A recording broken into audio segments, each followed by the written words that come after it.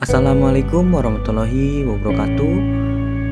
Saya Fajar Lukmanul Hakim, NIM 22872100035, kelas 3B, Prodi Pendidikan Khusus, mata kuliah Studi Kebantenan. Di sini saya akan menjelaskan terkait kisah sejarah Keraton Sorosoan atau Benteng Sorosoan. Pembangunan keraton ini bermula saat Sunan Gunung Jati yang berhasil merebut Banten bersama pasukan dari Demak, menyerahkan pemerintahan kepada putranya yaitu Sultan Maulana Hasanuddin.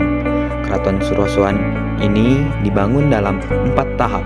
Fase awal dibangun dinding yang mengelilingi keraton dari susunan bata yang lebarnya mencapai 100-102 meter.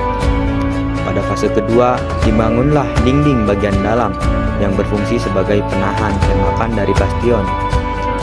Pembangunan fase ketiga meliputi pendirian ruang-ruang di sepanjang dinding dan penambahan lantai untuk mencapai dinding penahanan.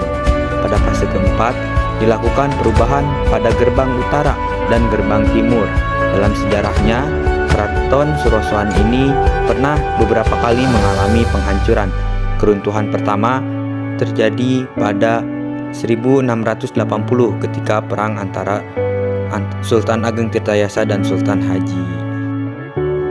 Selanjutnya, setelah Sultan Haji berhasil naik tahta karena bantuan VOC, Keraton Sorosoan diperbaiki.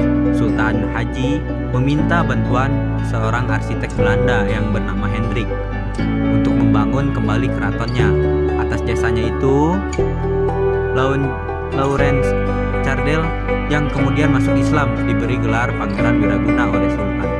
Dan pada tahun 1808 Keraton Sorosoan dihancurkan oleh pasukan Belanda yang dipimpin oleh Gubernur Jenderal Herman.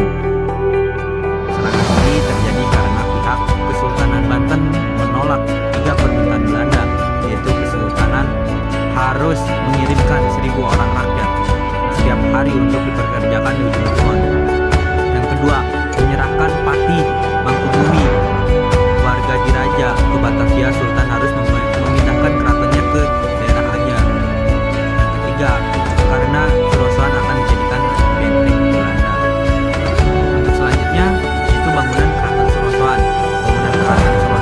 Bangunan Keraton Sorosoan ini memiliki kemiripan dengan benteng kolonial. Pada bagian luarnya dikelilingi dinding berbentuk benteng setinggi 7,2 meter dan bastion yang digunakan untuk memantau kondisi sekitar keraton.